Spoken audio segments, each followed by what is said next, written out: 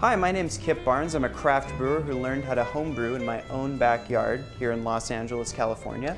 And I'm Rose Rossi, a bon vivant foodie. Oh, really? Yes, I have an insatiable desire for fine dining and gourmet pairing. Pairing? Yeah, like Bordeaux goes with filet mignon. But this show's about beer. Oh, but pairing the right beer with a gourmet meal is just as important. We'll examine historical and cultural brewing techniques. From basements to barrooms and beyond. And to discover The secret world. So what you're gonna do is you're gonna pull out, Okay. push up, and then you're gonna push down and turn Push counterclockwise. down. Okay. Up. All right. Now twist. Twist. There you go. There you Oh. go. So now we're gonna do the opposite to hook it up. Screw this in first. Lock it, you Yeah, said? yeah. There, nice and tight. Okay. Okay. Now pull that out and push down. There you go. Who are you supposed to be? Ninkasi, the ancient Sumerian goddess of beer. That's very good, Rose. Beer was first brewed in Mesopotamia. The Tigris River provided the perfect water source for ancient brewers. And did you know that archaeologists have discovered ancient formulas from ceramics found in Sumeria? Brewing is pretty basic. Really? I'd like to learn. I can teach you everything you need to know. My sister's wedding's coming up. I'd love to do a special brew for her. First, we have to figure out what you want to brew. Then we can buy the ingredients. Does that mean tasting? It sure does. That is Almanac's Bière de Garde, which is a French farmhouse style. Should be delicious, light, and wonderful. The next one down is Black Market's Contraband. It's a California common or steam beer. Ooh, I like that one too. The next one you've got is your Hangar 24 Orange Wheat. A lot of light orange.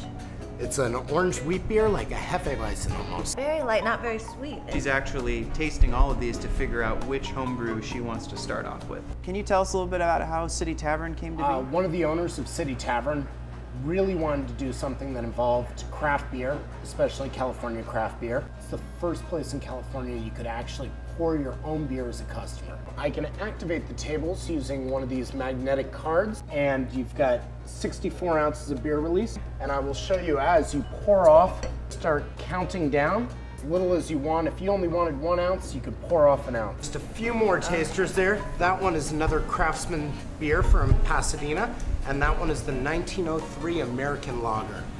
I can really taste there's so many different levels and depths, and I don't know, Kip. I'm going to have to say that one. All right, so we're gonna make a Saison. Start off your recipe with a base malt. In this case, it's Belgian Pilsner. There's a lot of different types of grains you can use. You can use grains for head retention, you can use grains for flavoring, to darken the color, to give it more of a caramely aspect. The beer's going to be spiced with rose hips and citrus peel, as well as coriander, chamomile, and some Indian sugar.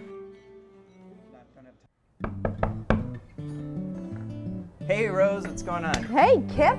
Well, welcome to my home brewery. Awesome. So let's get brewing. Look at the cauldron is already brewing. You can see some hops on here. We're doing something called first wort hopping. And it's supposed to impart permanent aroma and flavor into the beer. Wow. Now, do your neighbors ever mind the aroma of this beer process? They haven't complained yet. The sugar content that you get at the beginning of fermentation and then what's left at the end will help you determine how much alcohol is in the beer. And then these are the sugars. Traditionally, Belgian beers have sugars in them. Not all of them do, but you should try it. Here's some hops. Coriander's got a really nice citrusy quality to it. So Ooh, that is delicious. And this is gonna make, how much beer are we making? we're making today? 10 gallons, almost 100 beers today. Saison's a really good beer to brew in the summer because it does not like to have temperature control. It likes it to be hot. It's one of my favorite beers though. I love Saison. Saison. In here we have all of the orange and lime zest, we have the coriander, we have the grains of paradise, we have those pellets, those hop pellets. Again, we're gonna drop this in to the cauldron, right? And it's gonna be really, really aromatic. Oh my goodness, I feel like I'm getting a facial. Females were the original brewers, and they'd hang brooms outside their doors to let people know that they had fresh ale for sale, and they called that the ale steak, but that was also the broom, which is the witch's broom, where you get some of that witch mythos. Bacteria really wants to get in here and eat this beer right now, so we have to cool it off as fast as possible to get it in the fermenter. This is fun, Kip. Oh, there it goes. Look at it. Oh, you can see all the lumpy hops and stuff. Oh, good one, John. You must have done this before.